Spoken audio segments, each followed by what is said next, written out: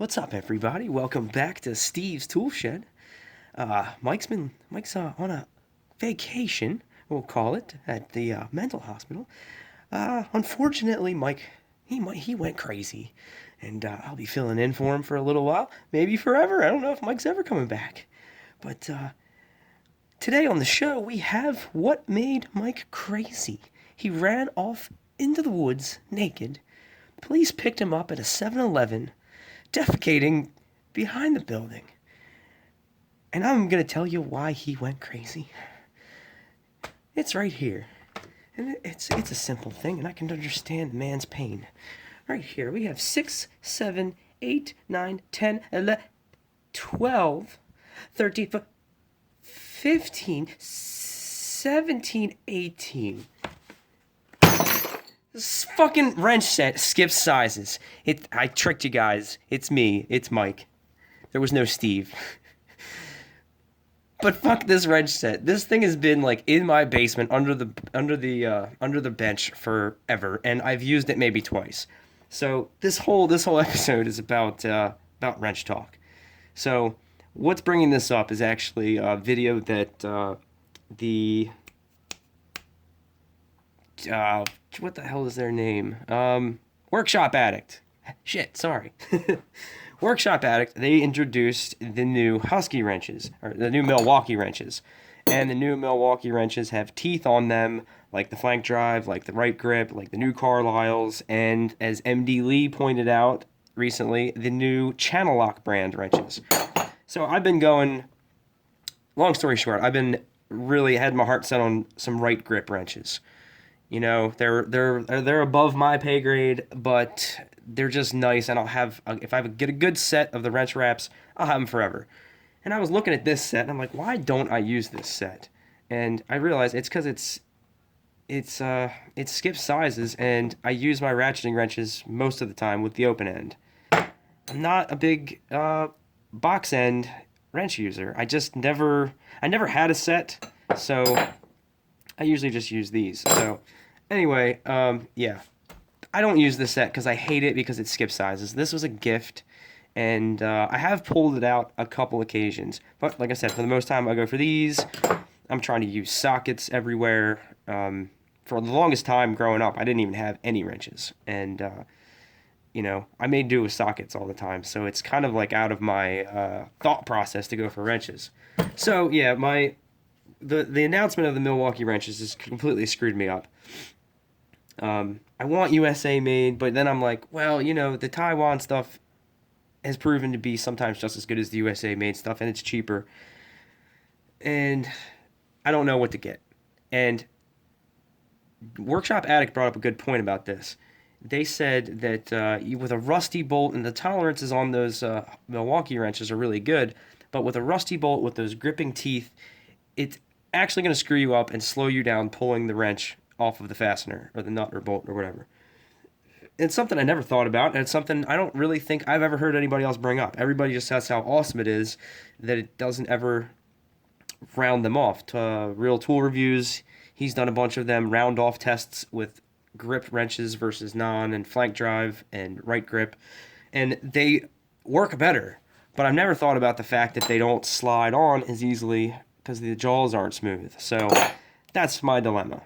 I'm going to open this debate up in the comments. This like I said, this set had always pissed me off. It's never even been in my toolbox. I've never even given it the honor of going in the main toolbox. Those are out of sight, out of mind. If I really, really needed one, I would go find them. But I've done just fine without them for a long time. But they're not bad wrenches. The thing that really screws with my head is there's no 14 regular, but there's a 14 stubby. And honestly, I can never, I'm dumb, and it's easier for me to pick out the fact that there's a metric missing because they're by ones, and the fractional standard ones, I know there's a lot of in-between sizes, but that's a case where, the sizes that they usually provide you in standard sets are usually good, and you're usually not lacking in sizes. But I looked, there's no long 14.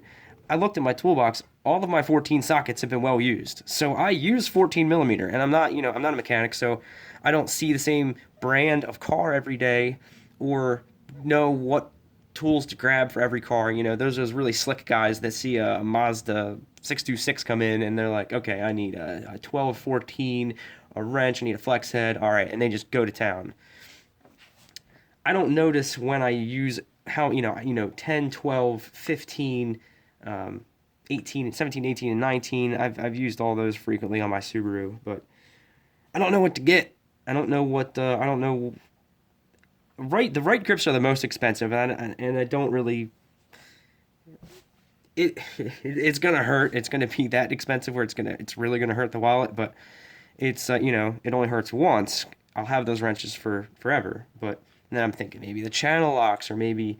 So I want your guys' thoughts. What do you guys think? Like, what's,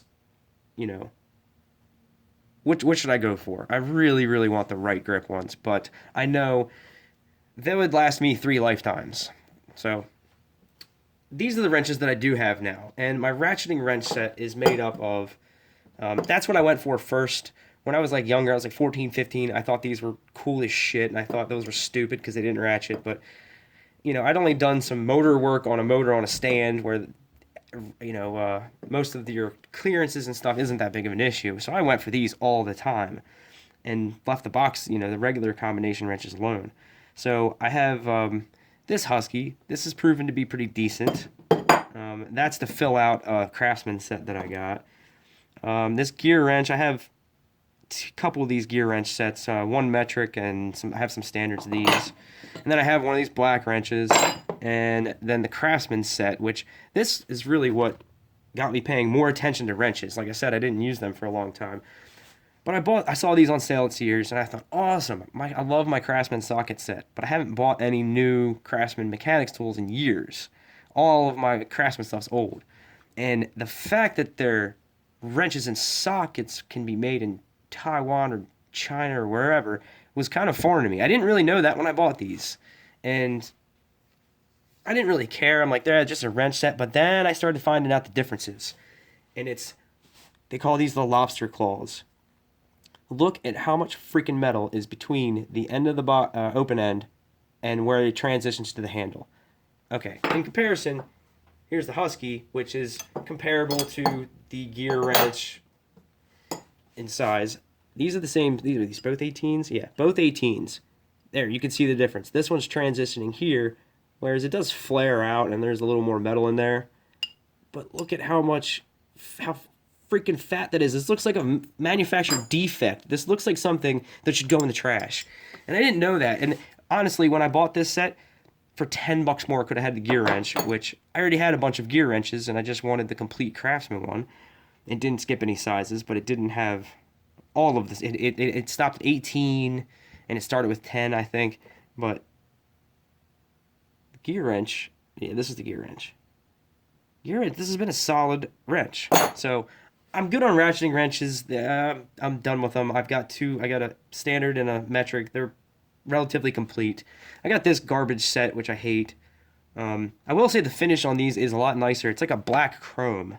It's not a paint. It's some other kind of dipping, or I don't think it's painted. I've never chipped one of these. If it's a paint or some kind of powder coating or something like that, it's really durable. But I think it's like a black chrome. Let's see here. I have a knife. Oh, that's actually some kind of paint.